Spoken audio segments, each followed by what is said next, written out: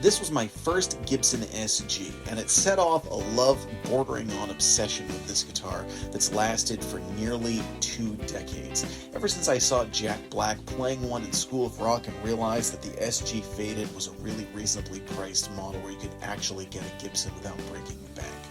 We're going to talk about all the different things that are great about the SG, what makes them such a special guitar, and why I would even say they're my favorite guitars.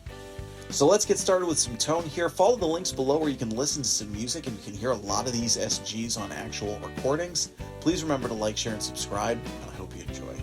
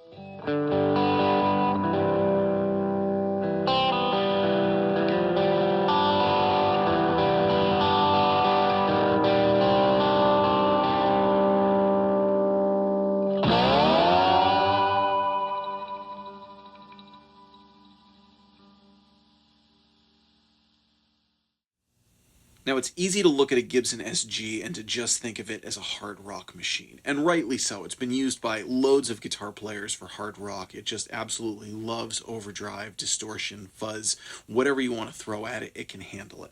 Part of it's because of its build, because it has the humbucking pickups, it's the all mahogany, it's a light guitar, it's a comfortable guitar to hold and play.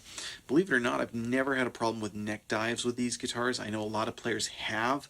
One of the things that I do is I just like to use things like suede guitar straps, which keeps it a little bit more snug on my shoulder so that you don't have things sort of sliding. But I've really never had a problem with neck dives with a Gibson SG.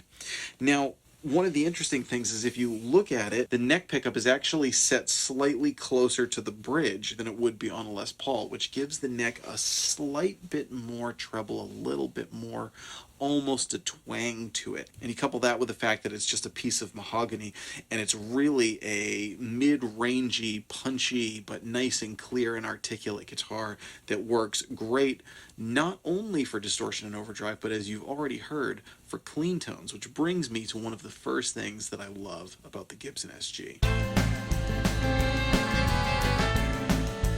Now, many of you know this, so bear with me, because there are a lot of people who still don't know it. In fact, I still get comments saying, hey, why does that SG say Les Paul on it?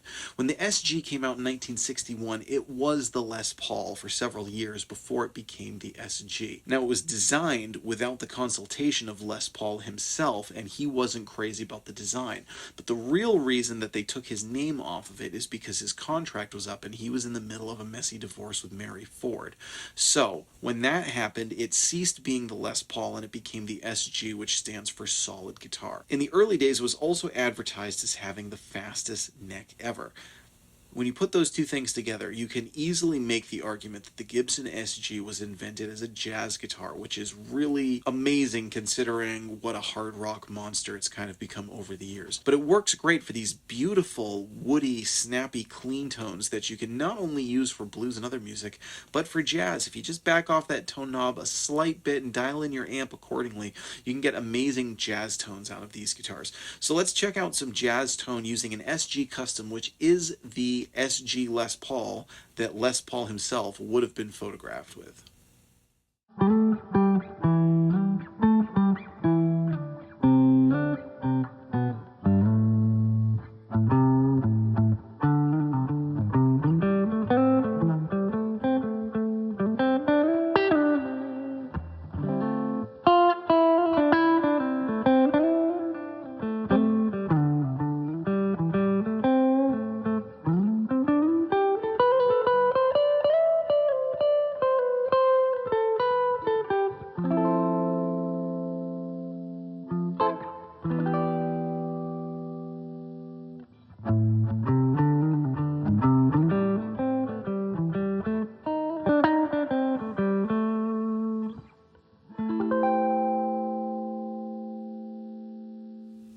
Now this right here is a Gibson SG Classic with P90s. When they came out, there were a number of models from the Junior all the way up to the Standard and the Custom, just as there had been with Les Pauls. The Special, which is what this Classic is based off of, had dual P90 pickups. The original would have had the half pick guard. The later ones had the batwing pick guard, which were most famously used by Pete Townshend. So of course it's hard to look at this guitar and not immediately think, well, I guess it's time to rock and roll.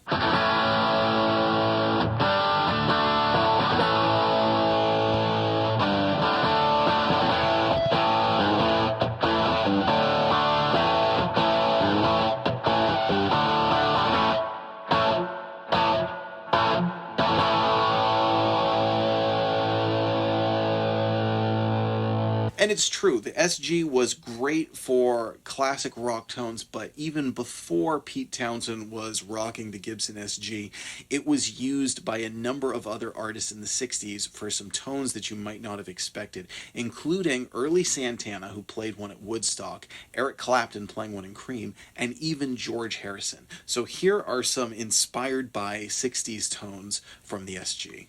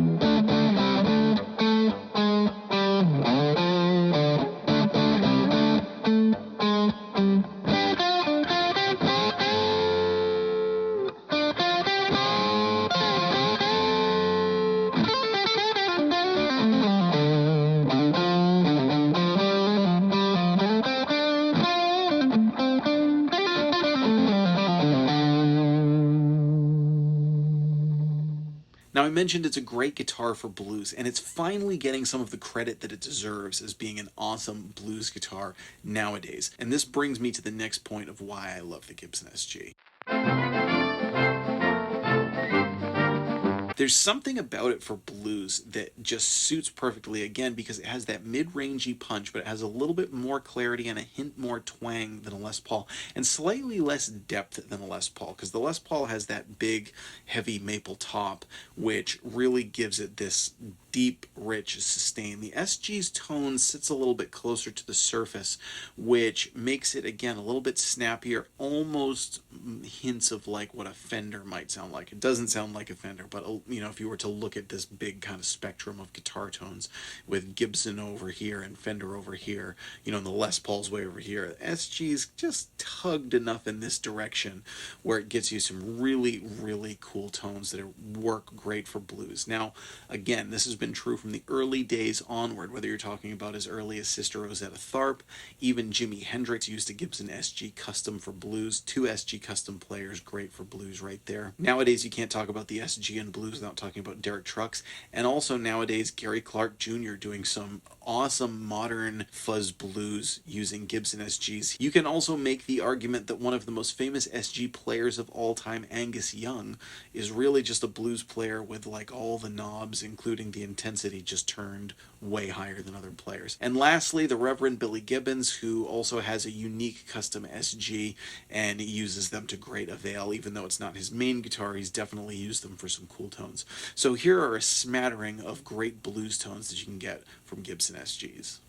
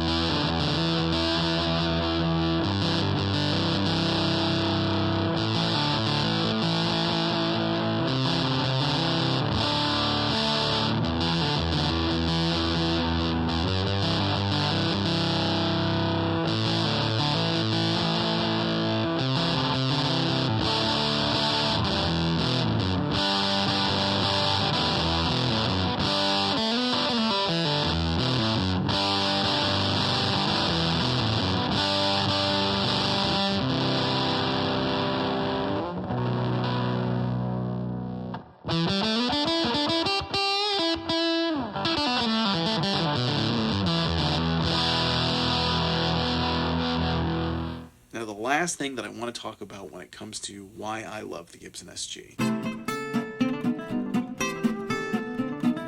It's just about the most perfect guitar in the world for overdrive. If you want that mid-range snarl that has that nice articulation on top, can still back off and sound clean, just gives you an absolute gut punch when you want it to, or gets really sultry and smooth when you want it to, there's just nothing like playing an SG with some overdrive. So to close out, here are a few clips of some of my favorite overdriven tones with several of my Gibson SGs.